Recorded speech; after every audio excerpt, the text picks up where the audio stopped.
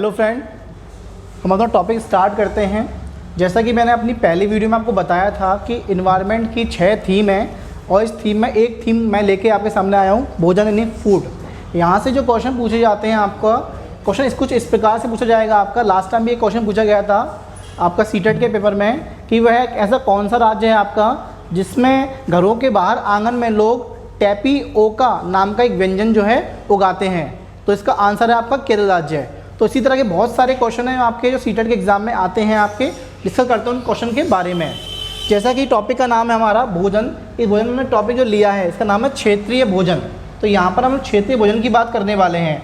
जैसा कि हम जानते हैं आपके कि उत्तर भारत के लोग जो है गेहूँ की रोटी खाना पसंद करते हैं, क्योंकि यहाँ पर गेहूँ जो है अधिक मात्रा में उपलब्ध होता है। तो जहाँ पर जो भी चीज़ होगी, जब अधिक मात्रा उपलब्ध होगी तो वहाँ के लोग जो है उस चीज़ का सेवन करेंगे। जैसे कि दक्षिण भारत के लोग चावल, इडली, डोसा और सांभर को खाना पसंद करते हैं, क्योंकि इन चीज़ों को बनाने वाले जो व्यंजन होते हैं वो यहाँ पर पाए जाते हैं। जबकि उत्तर पूर्व भारत के लोग बांस की सब्ज़ी खाना पसंद करते हैं। अगर बात की जाए कि समुद्र तटीय क्षेत्रों के लोग, तो ये लोग जो हैं ये चावल और मछली की सब्ज़ी खाना पसंद करते हैं। अब जानते हैं कि किस राज्य में कौन सी सब्ज़ी खाई जाती है। जैसा कि मध्य प्रदेश के लोग भुट्टे की खीर खाना अधिक पसंद करते हैं, या फिर गुजरात के लोग ढोकला, चटनी, नींबू वाले चावल खाना अधिक पसंद करते हैं। जैसा कि एक क्वेश्चन भी आया है आपका एग्ज़ाम में, जैसे कोई यात्री है आपका गुजरात के गांधी धाम से अहमदाबाद तक की यात्रा करता है, तो रेलवे स्टेशन पर तो खाने को मिलता है ढोकला, चटनी, नींबू वाले चावल। तो इस तरह कुछ क्वेश्चन पूछे गए हैं आपके।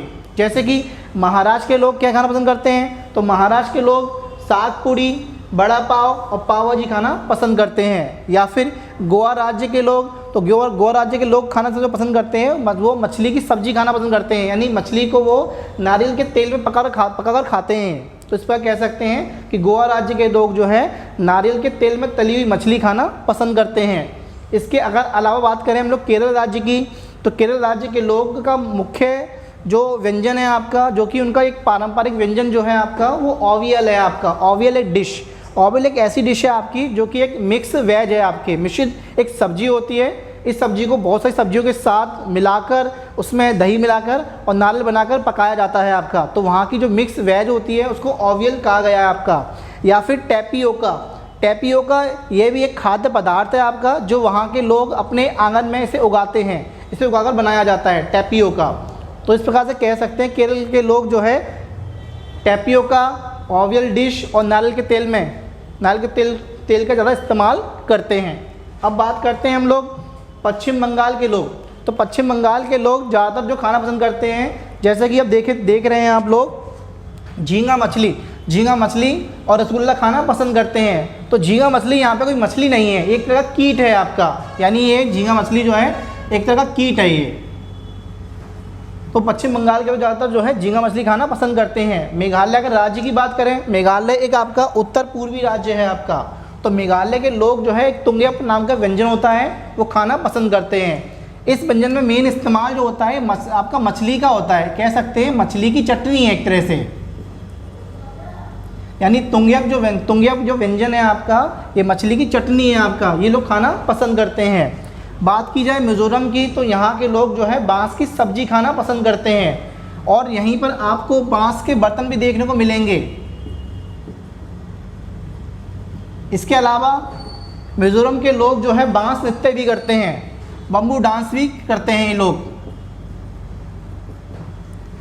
नागालैंड की अगर बात की जाए, तो यहाँ के लोग बांस की कोपल की सब्जी बनाते हैं और मोमोज खाना अधिक पसंद करते हैं। वैसे हम लोग सारे लोग ही करते हैं मोमोज खाना पसंद। तो बात की जाए असम के लोग चावल और मछली को अधिक खाना पसंद करते हैं। यहाँ पर एक मछली की एक किस्म ज़्यादा पसंद की जाती है जिसका नाम है आपका माशे टेंगा, एक मछली की वैरायटी है जो लोग खाना ये पसंद करते हैं। इसके अलावा बात की जाए झारखंड के लोग, तो ये मशरूम खाना पसंद करते हैं ये। बात की जाए छत्तीसगढ़ के लोगों की, तो ये लाल चींटी की चटनी खाना पसंद करते हैं। जैसा कि हम जानते हैं कि लाल चींटी की चटनी जो है ये छत्तीसगढ़ राज्य में खाई जाती है। जो चींटियाँ होती हैं उनमें एक तरह का अम्ल, यानी आपका एक तरह का अम्ल निकलता है, यानी फॉलिक एसिड निकलता है आपका। एक बात और है चींटियों को लेकर कि जब भी कोई एक चींटी चलती है तो सारी चींटियाँ उसके पीछे चलना शुरू कर देती हैं। क्यों? इसका कारण यही है कि चींटी जो है अपने साथ एक गंध छोड़कर जाती हैं, उस गंध के तौर पर सभी चींटियाँ जो होती हैं उसके साथ चलना शुरू कर देती हैं। तो ऐसा करिए, जब तक आप इसका स्क्रीनशॉट ले लीजिए।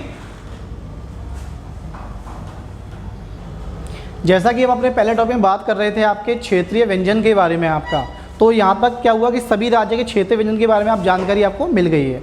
अब बात करते हैं आपके कुछ ऐसे फूल हैं जिनकी सब्जी आपकी खाई जाती है आपकी। जैसे कि एक क्वेश्चन पूछा गया है आपका कि कचनार के फूल की सब्जी किस राज्य में लोग खाना पसंद करते हैं, या फिर सहजन के फूल की सब्जी किस राज्य में लोग खाना पसंद करते हैं, या फिर केले के फूल की सब्जी जो है किस राज्य में लोग खाना पसंद करते हैं, या फिर कीटों का मुख्य जो भोज्य पदार्थ है आपका वो क्या है, या फिर खाने के कौन कौन से तरीके हो सकते हैं आपका, या फिर भोजन का संरक्षण करने के कौन कौन से तरीके हो सकते हैं आपके। तो उन्हीं पे हम बात कर लेते हैं एक बार आपका।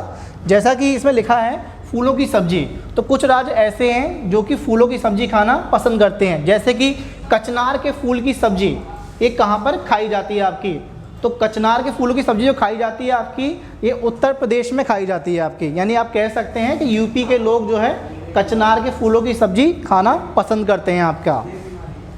इसके बाद अगर बात करें हम लोग सहजन के फूल की सब्जी, तो महाराष्ट्र के लोग, महाराष्ट्र में सहजन के फूल की सब्जी जो है खाना लोग पसंद करते हैं आपके। केले के फूल की सब्जी केरल राज्य में लोग खाना पसंद करते हैं। तो यहाँ से सीटेट में एक बार एक क्वेश्चन पूछ भी लिया गया है कि कचनार के फूल की सब्जी जो है किस राज्य में खाई जाती है, तो इसका उत्तर होता है आपका उत्तर प्रदेश राज्य। अब बात करते हैं पराग। पराग क्या है, तो पराग क्या है कि फूलों के बीच में, फूलों की पंखुड़ियों के बीच में पाउडर जैसी रचना जो होती है उसको पराग कहा गया है, जो कि कीटों का एक खाद्य पदार्थ है आपका। मधुमक्खी इसी पराग के द्वारा शहद का निर्माण करती है आपका। तो ये कीटों का जो खाद्य पदार्थ है उसे हम लोग पराग कहते हैं आपके। अब बात करते हैं आपके खाना पकाने के तरीके। तो खाना बनाने के तरीके कौन कौन से हो सकते हैं, जैसे कि सेक कर, तल कर और भून कर, ये सभी तरीके हैं खाना पकाने के। तो एक बार क्वेश्चन यहाँ से ही पूछा गया कि कौन कौन तरीके ऐसे हैं जो खाना पकाने के होंगे, तो सेक कर, तल कर और भून कर। अब बात करते हैं हम लोग भोजन का संरक्षण। हमें पता है कि भोजन को खराब करने वाले कारक जो हैं वो एक नमी है और अधिक तापमान है। यानी नमी और अधिक तापमान की वजह से भोजन खराब हो जाता है, और भोजन खराब जो हो जाता है वो बैक्टीरिया की वजह से भी होता है आपका। तो भोजन को नमी से और अधिक तापमान से बचाना पड़ता है, इसलिए इसका हम लोग संरक्षण करते हैं। जैसे कि आलू, प्याज और लहसुन का संरक्षण करने के लिए क्या करते हैं, ये ऐसे व्यंजन हैं आपके जो नमी में ख़राब हो जाते हैं, इसलिए इनको हमेशा जो है खुले में रखा जाता है। यानी कह सकते हैं कि हम लोग आलू, प्याज और लहसुन को खुले में रखकर इनका संरक्षण कर सकते हैं। फल और सब्जियों को जो है, फल सब्जियाँ जो होती हैं अधिक तापमान से ख़राब हो जाती हैं, तो इनको संरक्षित करने के लिए हम लोग ठंडी जगह का इस्तेमाल करते हैं, जैसे फ्रिज में हम लोग फल और सब्जियों का संरक्षण करते हैं। मिर्च और धनिया को लंबे समय तक संरक्षण करना है तो इसे हम लोग चटनी के रूप में इसका संरक्षण करते हैं। आम की अगर बात की जाए तो आम का संरक्षण जो होता है ये आम के अचार के रूप में होता है, और आम पापड़ के रूप में इसका संरक्षण करते हैं हम लोग। अगर आम के अचार की बात की जाए तो इसको संरक्षण करने के लिए हम लोग नमक का इस्तेमाल करते हैं, और आम पापड़ के संरक्षण की अगर बात की जाए तो इसको हम लोग सेव करने के लिए चीनी का इस्तेमाल करते हैं। यानी कह सकते हैं कि नमक जो है आम के अचार को संरक्षित करेगा, और चीनी जो होगी वो आम पापड़ को संरक्षित करेगी। बात की जाए सेब के लिए, तो सेब को हम लोग जैम के रूप में इसका संरक्षण कर सकते हैं। टमाटर की बात की जाए तो इसको सॉस के रूप में हम लोग इसका संरक्षण कर सकते हैं। आलू की बात की जाए तो आलू का संरक्षण जो होता है वो चिप्स के रूप में होता है, और आंवले का संरक्षण जो होता है आपका ये अचार के रूप में और मुरब्बे के रूप में किया जाता है।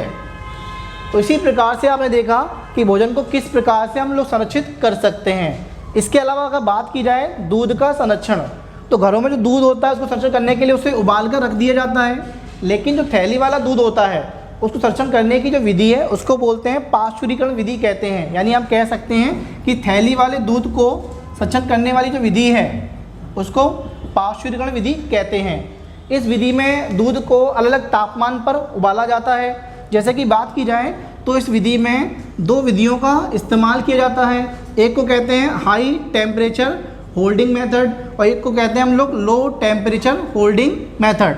अगर हम बात करें हाई टेम्परेचर होल्डिंग मेथड की अगर बात करें तो इसमें दूध को हम लोग 71.7 डिग्री तापमान पर 15 सेकंड के लिए उबालते हैं। और बात की जाए लो टेम्परेचर होल्डिंग मेथड में तो इसमें दूध को 62.8 डिग्री तापमान पर 30 मिनट के लिए उबाला जाता है। तो दूध को संरक्षित करने की दो विधियां हैं, एक है HTH विधि और एक है आपका LTH विधि। ये जो विधि है यानी जिसको हमने पाश्चुरीकरण कह रहे हैं, इसकी खोज जो की है ये लुई पाश्चर ने की है। इस विधि के जन्मदाता जो हैं ये लुई पाश्चर हैं। तो हमने इस टॉपिक में जाना कि किस प्रकार से हम दूध का संरक्षण कर सकते हैं। इससे अगली जो वीडियो होगी हम उसमें जानेंगे आपके भोजन के मुख्य घटक के बारे में, यानी हम बात करेंगे भोजन के जो इम्पोर्टेंट एलिमेंट है उनकी बात करेंगे, जैसे कि कार्बोहाइड्रेट, वसा, प्रोटीन, विटामिन, खनिज लवण, जल और फाइबर। ये वो पोषक पदार्थ हैं आपके जो भोजन में पाए जाएंगे। तो हम अपनी वीडियो को यहीं तक रखते हैं। Thank you very much.